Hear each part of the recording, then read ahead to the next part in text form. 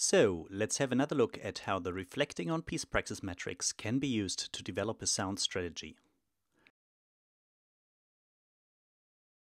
In the early 2000s, I was working in northern Uganda in an area known as Acholiland. The region had been suffering from a long-raging and internationally almost ignored civil war.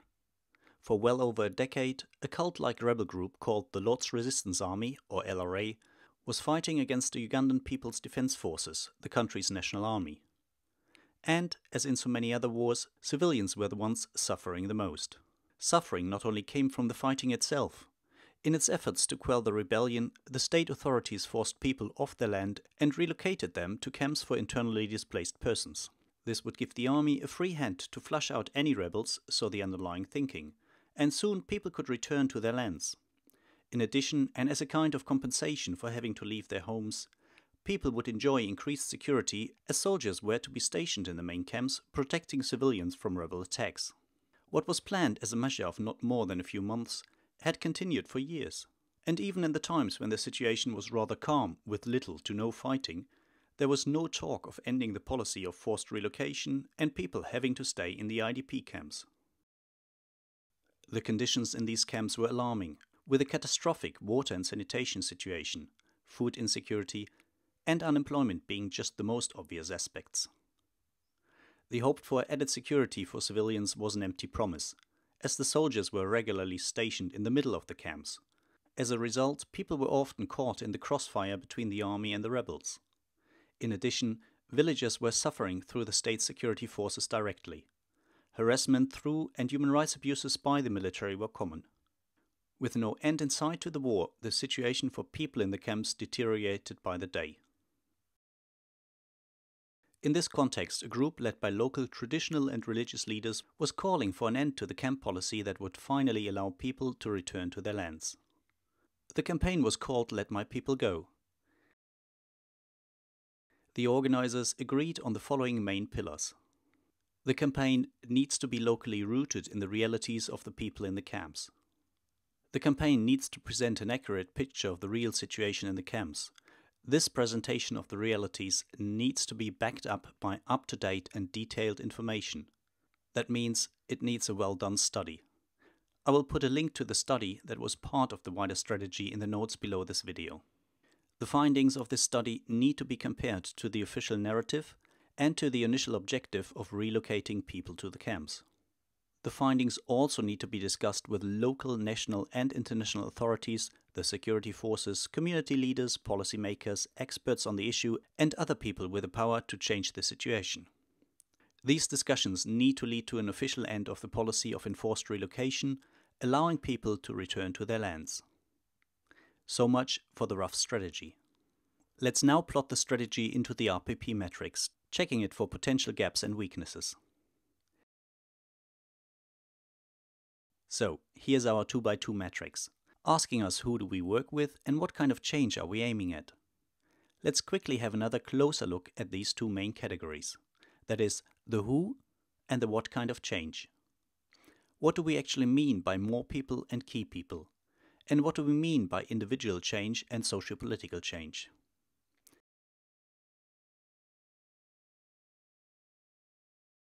While the issue of more people is an obvious one, it's all about the numbers, reaching out to as many people as possible, trying to create a critical mass. Some people struggle with the concept of key people. In our context, the key people category refers to those actors that wield a significant amount of influence over the situation or the issue you're working on. These actors can be both formal and informal players that can significantly change the situation by using their power and influence and by changing their attitude and behavior. So much for the who. Now let's have a look at the what kind. Individual change relates to changes at a personal level. This can be a changed attitude, an improved behavior, a new skill or new knowledge or something along those lines, all happening within an individual. Socio-political change demands for more. It asks for changes that affect a wider section of society. For example, this can happen by enacting new laws and policies, offering new or improved public services, providing new products, setting up new structures and the like. It's all about change that does not depend on a specific individual to be carried forward.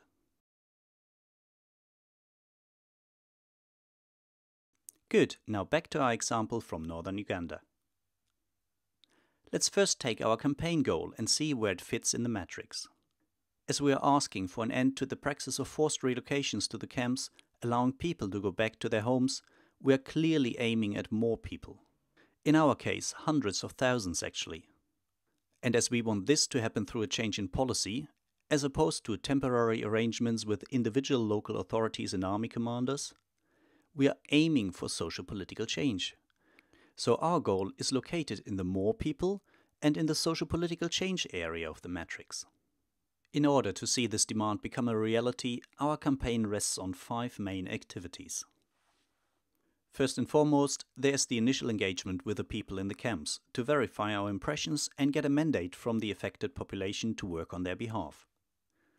This is to make sure our campaign is firmly rooted in what people in the camps want.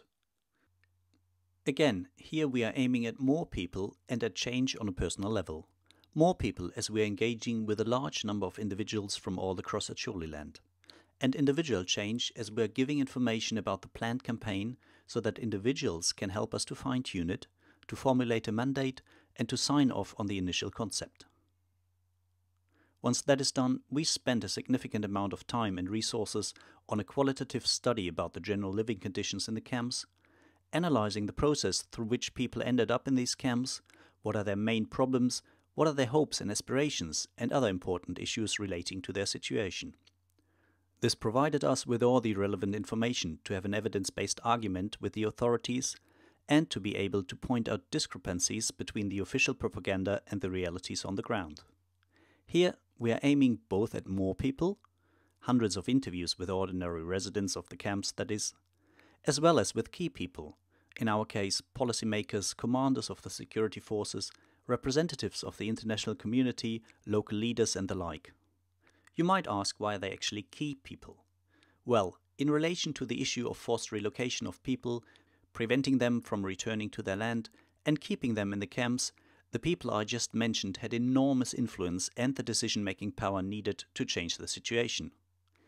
And I placed this activity still in the individual change category, as it was mainly about informing the people involved in the campaign. At this point in time, it was all about new insights and up-to-date information for these individuals. The study, as well as the main recommendations, were then shared with a range of actors associated with the camp policy, from local authorities to national policymakers, from security personnel to the media, from representatives of the international community to camp representatives, and many, many more. In these meetings, we also explored various options to end the forced relocation and allow people to go back to their homes. Again, we were mainly aiming at key people with decision-making power in regards to the issues around the camp policy and its implementation. As these encounters were often one-off in nature, as there was no new structure or no new established process, we were still in the individual change category.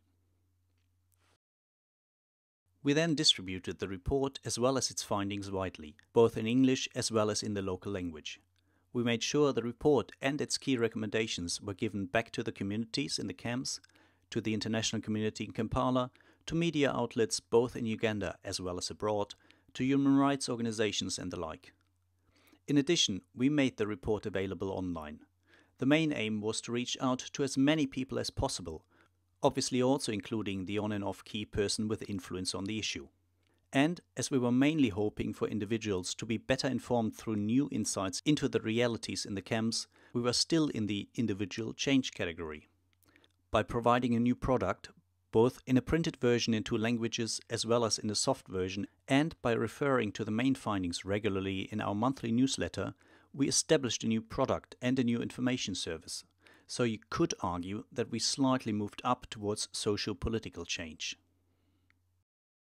In order to build momentum and to keep the issue on the public agenda, we had initially planned a series of public events.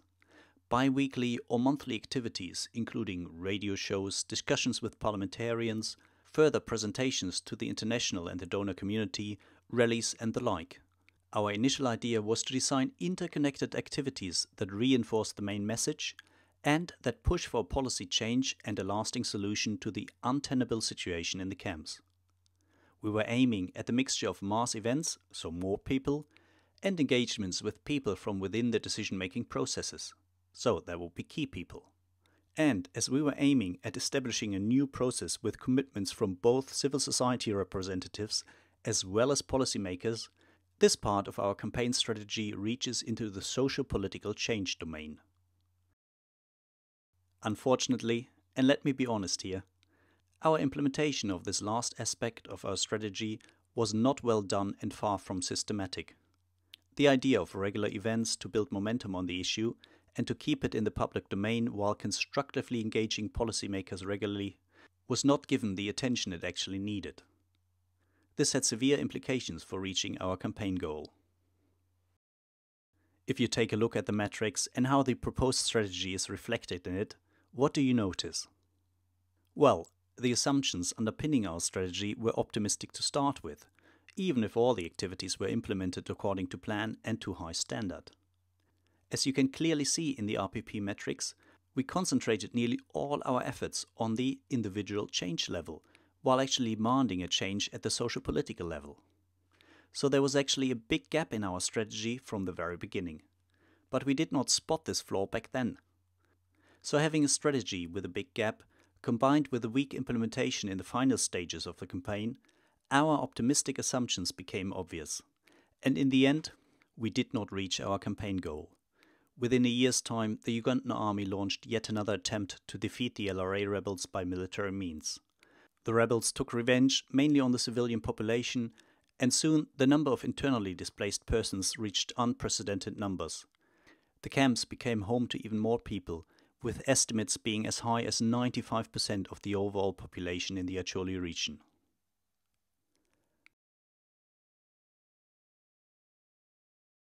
I hope this example helps you to get a better understanding of how to use the RPP metrics to design strategies and check them for potential gaps and weaknesses.